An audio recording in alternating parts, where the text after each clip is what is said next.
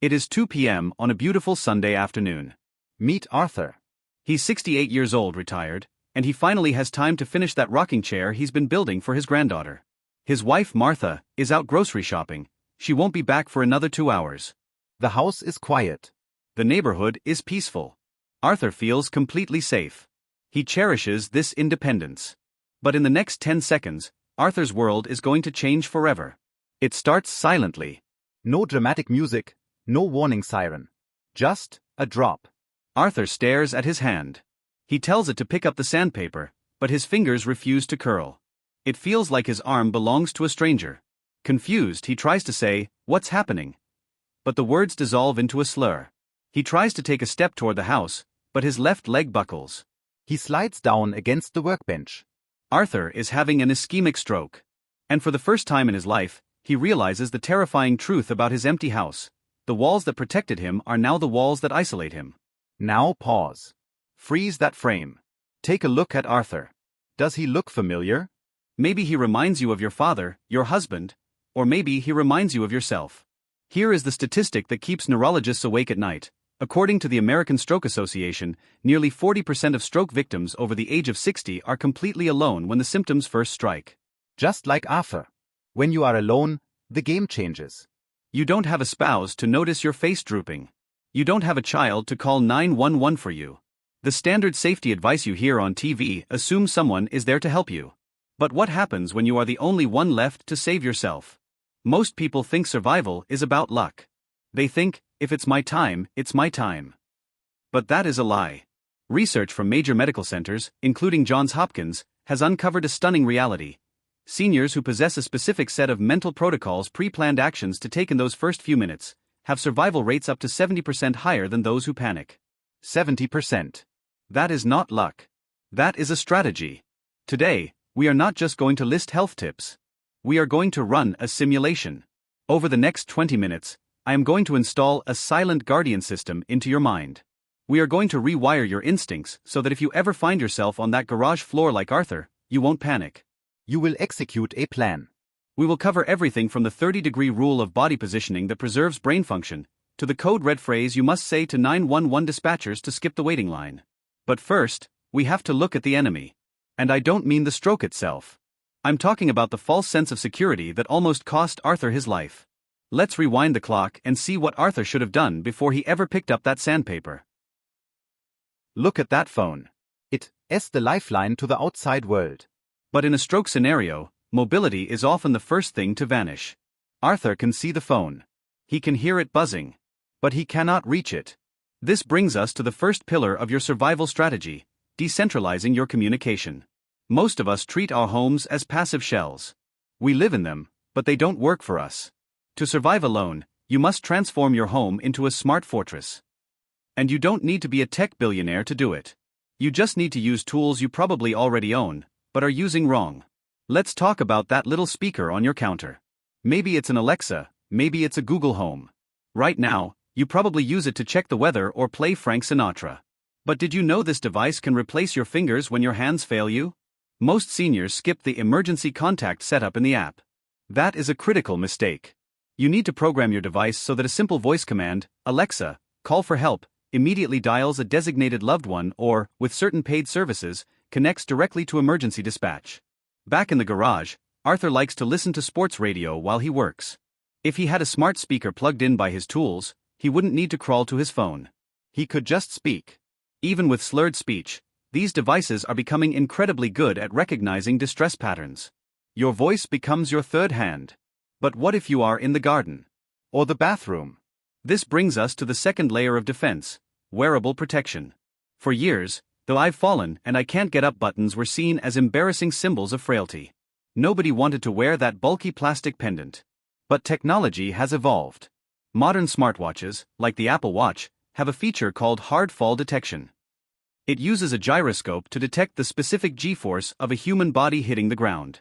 Here is the magic. If the watch detects a hard fall and doesn't feel you move for about a minute, it doesn't wait for you to press a button. It assumes you are unconscious. It begins a countdown, taps your wrist haptically, and if you don't dismiss it, it calls 911 automatically. It sends your GPS coordinates to the dispatcher and texts your emergency contacts. It screams for help when you have no voice left. Now, let's assume the ambulance is on its way. You've done your job. But the danger isn't over. When the paramedics burst through that door, they are strangers. They don't know you. They don't know you are allergic to penicillin. They don't know you are on blood thinners like warfarin or Eliquis. If they give you a standard treatment that conflicts with your medication, it could be catastrophic. And remember, you might be unable to speak. This is where the fridge strategy comes in. Emergency responders are trained to look for the vial of life. It used to be a plastic vial in the fridge. Today, it's often a red magnetic packet or a clearly marked envelope stuck to the outside of your freezer door. Inside, you must have a single sheet of paper. Not a novel, just the vital facts. Your full name and date of birth. Your blood type. Crucial, a list of current medications, especially blood thinners. Chronic conditions, diabetes, hypertension. Think of this piece of paper as your silent lawyer. It advocates for your proper treatment when you cannot advocate for yourself. So, Arthur is trapped. He didn't have the smart speaker. He wasn't wearing the watch. And his medical info is hidden in a drawer upstairs, not on the fridge. But Arthur is still conscious. He is scared, but he is still in the fight. Now, the battle moves from the external world to the internal world. His brain is under attack, and panic is setting in. What he does with his eyes and his breath in the next 4 minutes will determine if he coup. Back in the garage, Arthur is losing the battle for his own mind. Panic has set in. His heart is racing. His instinct screams, close your eyes. Sleep. Just rest for a minute. Do not listen to that instinct. That desire to sleep is the brain shutting down. If Arthur closes his eyes now, he might never open them again. This brings us to the mindfulness under fire protocol. It consists of 3 biological hacks to keep your brain online when the power is trying to cut out. Hack number 1, the paradox of breath. Your natural reaction to panic is to hyperventilate, taking huge, gasping gulps of air. Or you might try to do deep Zen breathing to calm down. Stop. Both are dangerous right now. During a stroke, your brain is starving for blood. Your body naturally raises your blood pressure to try and push blood past the blockage, like turning up the faucet to clear a clogged hose. If you take deep, relaxing yoga breaths, you might lower your blood pressure too much. You reduce the force that is keeping your brain alive. The strategy: focus on rhythmic, shallow breathing. Inhale for a count of 4. Exhale for a count of 4. Don't fill your lungs to bursting. Just keep the rhythm steady. 1, 2, 3, 4. In. 1, 2, 3, 4. Out. This keeps your oxygen levels up without crashing your blood pressure. Hack number 2, visual anchoring. Vertigo is a common stroke symptom. The room starts to spin. The nausea hits. To fight this, you need an anchor. Arthur locks his eyes on a single object, the red wrench on his wall. He stares at it with laser intensity. By locking your gaze on a fixed point, you are sending a strong signal to your brainstem to orient yourself in space. It fights the dizziness. It forces the visual cortex to process information. Try it right now. Pick an object in your room. A lamp. A picture frame. Lock onto it. Don't let your eyes drift. That object is your lighthouse in the storm. Hack number 3, neuroactivation through voice. Arthur feels foolish. He's alone, but he feels embarrassed to make noise. He wants to be quiet. But silence is the enemy. The speech centers of the brain, Broca's area, are often the first to be affected by a stroke. The rule of the brain is simple: use it or lose it. You must demand that your brain speaks. Even if it sounds like gibberish. Even if it's just a groan. Arthur starts to describe the wrench.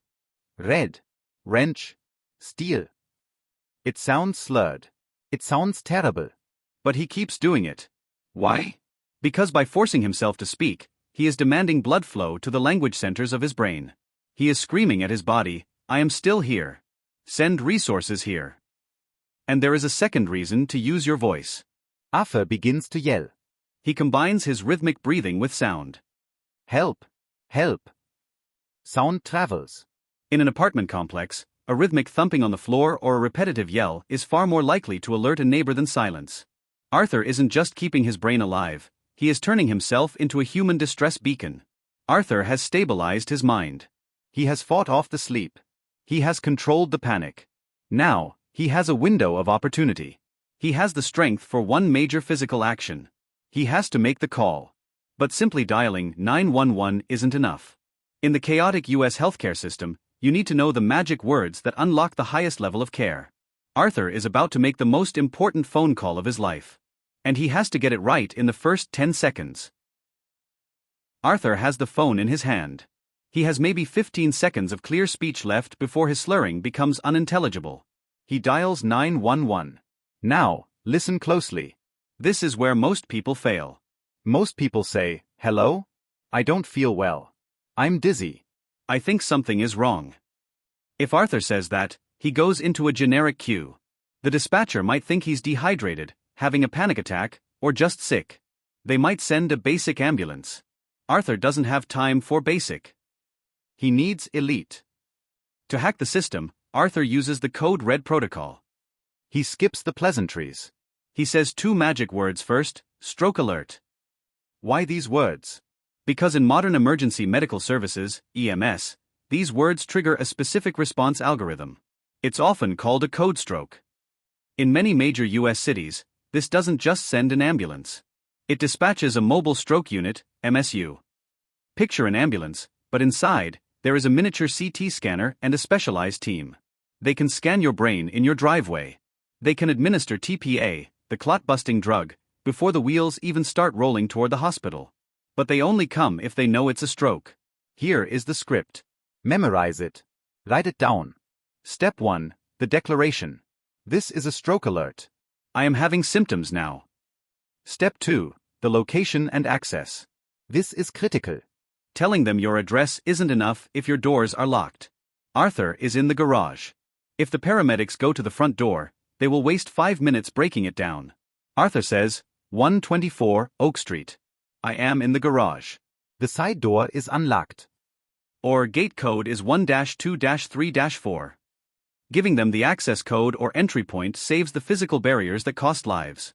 Step 3, the timeline. This is the most medically important data point. Arthur looks at his watch. Symptoms started at 2:05 p.m. Why does the specific minute matter? Because of the golden window. Doctors can only give you the clot-busting drug, TPA, within roughly 4.5 hours of symptom onset. If you don't know the time, or if you say, "I woke up like this," they often cannot legally or safely give you the drug. By stating the time, Arthur is handing the doctors the legal permission to save his life. But what if you can't speak? What if the words won't come out? Do not hang up. Keep the line open. Put the phone on speaker and place it on your chest. Tap the phone rhythmically. Groan. Breathe loudly. Modern 911 dispatch systems, E911, can triangulate your location from a mobile signal, especially if you stay on the line. Dispatchers are trained to listen for agonal breathing or the struggle to speak. If you have an iPhone or Android, you can also text to 911. In many counties, you can text stroke, help, address. Sometimes, typing is easier than speaking when the facial muscles are paralyzed. Arthur managed to say it. Stroke alert. Garage. 2:05 p.m. Because of those 10 seconds of clarity, the cavalry is coming. The hospital has been notified before he even arrives. The neurologist is looking at his CT scan via the ambulance link while Arthur is still in transit. He has done everything he can to summon help. Now, he has to survive the wait. The ambulance is 8 minutes away. How Arthur positions his body on that concrete floor for the next 8 minutes will decide if he wakes up with his memories intact, or if he wakes up at all. Arthur has made the call. The cavalry is 8 minutes away. Now, he faces a new enemy, gravity. What Arthur does with his body in these next few minutes is a matter of physics. Think of your brain right now as a delicate ecosystem. It is injured. Swelling is starting to occur. If Arthur stands up or tries to walk to his bedroom, gravity pulls blood down to his legs, starving the brain. If he trips, which is highly likely, a head injury on top of a stroke is often fatal. Rule number 1, stay down. Stop trying to reach the bed. The safest place in the world right now is the floor. Rule number 2, the 30-degree angle. This is where medical science gets precise. If Arthur lies perfectly flat on his back, blood flows easily to the head, which sounds good, right? Wrong. Because stroke causes swelling, lying flat increases intracranial pressure. It's like overinflating a balloon inside a rigid box. It crushes healthy brain tissue. But if he sits up completely straight, 90 degrees, The heart has to fight too hard against gravity to pump blood up to the brain. You need the Goldilocks zone. You need 30 degrees. This is the angle that maximizes oxygen flow while minimizing dangerous pressure. Arthur grabs a bundle of shop rags.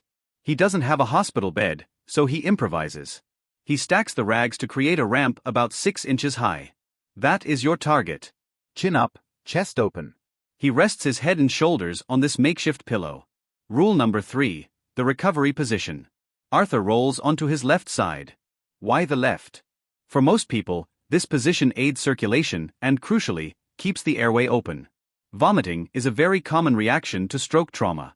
If you are flat on your back and you vomit, you choke. If you are on your side, gravity clears the airway for you. Finally, look at his arm.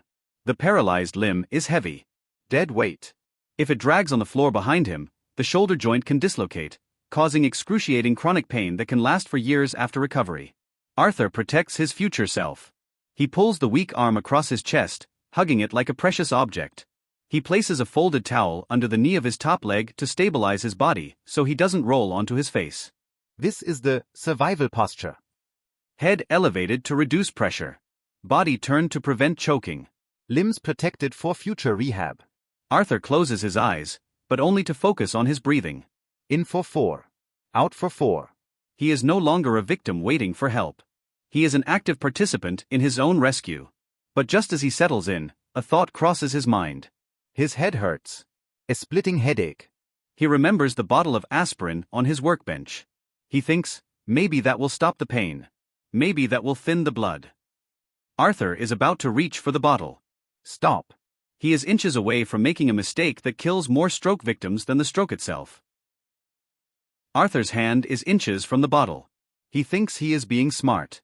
He thinks he is treating himself. In reality, Arthur is about to play Russian roulette with a fully loaded gun. Stop. Arthur pulls his hand back. Why? Because here is the medical truth that television commercials don't tell you. There are 2 types of strokes. Type 1 is a clot, ischemic. It accounts for about 87% of strokes. In this case, aspirin might help thin the blood. But type 2 is a bleed, hemorrhagic. A blood vessel in your brain has burst. If Arthur is having a bleeding stroke, and he swallows that aspirin, he is pouring gasoline on a fire. Aspirin stops blood from clotting. It will make the bleed in his brain uncontrollable. It turns a survivable event into a fatal one. Here is the terrifying part: you cannot feel the difference. Even a neurosurgeon cannot tell the difference just by looking at you. They need a CT scan. If a doctor needs $1 million machine to know if aspirin is safe, you should not be guessing in your garage.